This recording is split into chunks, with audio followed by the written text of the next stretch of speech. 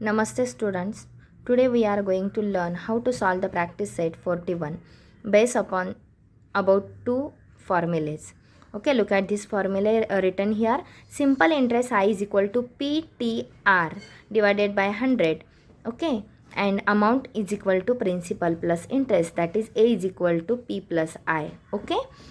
तर या दोन फॉर्म्युलांच्या आधारे आपण प्रॅक्टिस सेट 41 सॉल्व करणार आहोत. त्यातील आपण क्वेश्चन नंबर 5 सॉल्व करून पाहणार आहोत.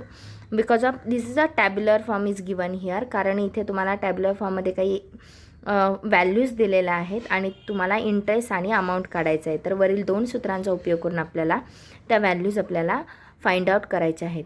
त्यापूर्वी प्रॅक्टिस सेट 41 मधील question 1, 2 and 3 these are the very simple examples. Okay, so ती खूप इझी आणि मला वाटतं फिल इन द ब्लँक्स आहेत. सो ते एक्झाम्पल तुम्ही इझिली करू शकता. सो मी आज क्वेश्चन नंबर 5 तुम्हाला सॉल्व करून देणार आहे. ओके, सो क्वेश्चन 5मधील fill in the blanks in the table. Okay, तर प्रिन्सिपल तुम्हाला दिलेला आहे. First example look at this carefully. Principal 4200 rupees, जे 4200 प्रिन्सिपल दिलेलं आहे. Rate of interest principal that is पीची व्हॅल्यू दिली आहे 4200 and rate of interest PCPA that is 7%, time that is T is equal to 3 years दिलं आहे, and interest that is I is equal to question mark and amount A is equal to question mark. इथे तुम्हाला A आणि I आपल्याला काढायचा आहे. So वरील दोन सूत्रांचा वापर करून आपल्याला हा टॅब्युलर फॉर्ममधले एक्झाम्पल सॉल्व करायचे आहे. त्यातील फर्स्ट एक्झाम्पल आपण पाहूयात. राहिलेले एक्झाम्पल्स ते तुम्ही करणार आहात होमवर्कसाठी. Okay, so let's learn how to solve this question number 5 in first example. Okay, look at these students here. Practice set 41. Okay, 41 here. Question number 5 आपण solve करतोय. त्यातील first example write down here. Look at this principal that is P. Principal P is equal to 4200. Okay, then rate of interest that is R. Rate of interest that is R is equal to 7%, and then time that is time T is equal to 3 years. Okay, and the interest INTEREST, the interest that is I is equal to question mark, तो आपल्याला find out करायचा आहे.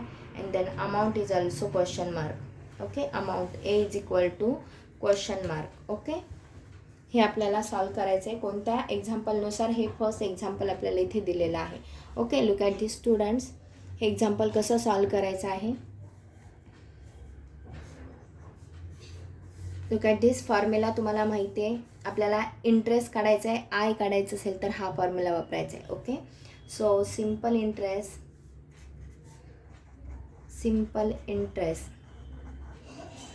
I is equal to PTR divided by 100. Okay, Pची value काय आहे? Pची value P आहे 4200, 4200 गुणिले T तुम्हाला दिलेला आहे, टाईम 3 दिलेला आहे, रेट दिलेला आहे 7% डिवायडेड बाय 100.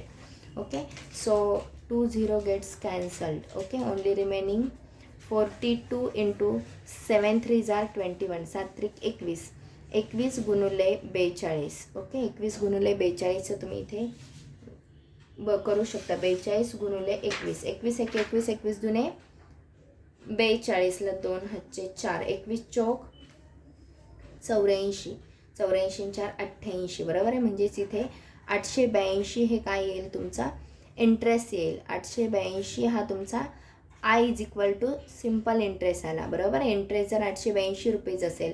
आता अमाऊंट तुम्हाला काढायचे. So amount A is equal to, okay, त्याचा फॉर्म्युला आहे amount A is equal to P plus I. P plus I that is principal आहे 4200 प्लस इंटरेस्ट आत्ता आलेला 882. ओके, सो इथे तुम्हाला ॲडिशन करावे लागेल 4200 अधिक 882. ओके, सो यांची ॲडिशन 5082.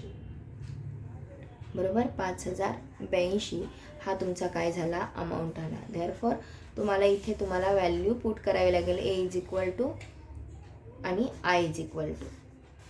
ओके, या पद्धतीने आपण या दोन व्हॅल्यूज या फॉर्म्युलाच्या सहाय्याने आपण फाइंड आउट केलेल्या आहेत. ओके, या दोन सूत्रांच्या सहाय्याने.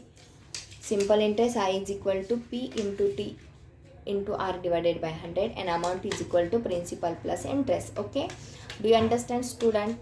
Okay, then today's homework to solve the practice set 41. Question number 5, पूर्ण क्वेश्चन नंबर 5 टॅब्युलर फॉर्म मधला तुम्हाला सॉल्व करायचं आहे. ओके, ज्या व्हॅल्यूज दिलेले आहेत त्या ठिकाणी त्या पुट करायच्या आणि इक्वेशन सॉल्व करायचे. Okay, so thank you.